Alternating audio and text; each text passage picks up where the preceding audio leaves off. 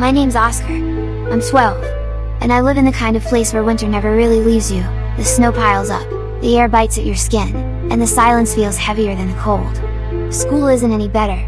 Most days, I'm just trying to stay out of sight from the kids who think it's fun to see how much they can push me around. At home, my mom does her best, but she's tired a lot. My dad, well, he's somewhere far away, and I only see him sometimes. Everything feels stuck, until the night I saw her. She moved into the apartment right next to mine. Same age as me, or at least, that's what I thought. She was different, though. Pale, quiet, and she had this strange way of talking. Like every word was carefully chosen. She didn't seem to mind the cold, even though she wasn't wearing much to keep warm. I tried to talk to her. She didn't seem interested at first, just stared at me, like she was figuring me out. But over the next few days, we started meeting in the playground near the building. That's where I learned her name, Eli. Not long after Eli moved in, the news started buzzing about something that happened in the area. A man was found. Let's just say, in bad shape.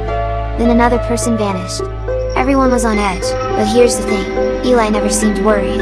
In fact, sometimes, she even disappeared for days. There was also this older man she lived with, quiet, almost protective, like a shadow that followed her everywhere. They never looked like father and daughter, but they acted like they shared some kind of secret. At first, I didn't tell Eli much about my own problems, but somehow she could tell. She knew I was tired of the bullying. She told me, in her own strange way, that I shouldn't just take it. We started meeting every night. Sometimes we'd talk about small things, sometimes we just sat in silence while the snow fell around us. There was something calming about being near her, even though deep down, I could tell she was hiding something big. One night, she said something that stuck with me. I can't be your friend unless you let me in. At first, I thought she meant it in my life, but later, I realized she meant it in a very literal way. She had rules. Strange ones. She never came over unless I invited her, and I mean really invited her. She didn't like sunlight. And she never, ever ate with me. The more I saw her, the more I noticed. She could move faster than anyone I'd ever seen. She was strong, stronger than some adults.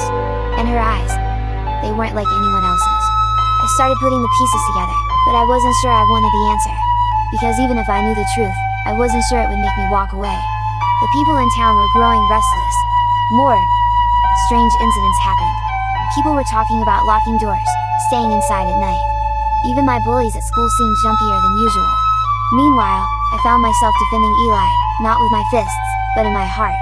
Whatever she was, I knew she'd been kind to me when no one else had. I knew I was standing on a thin line. On one side, my old life, lonely, bullied, forgettable. On the other, something dangerous. But also the only real friendship I'd ever had. And if things kept going the way they were, I'd have to make a choice. One that could change everything.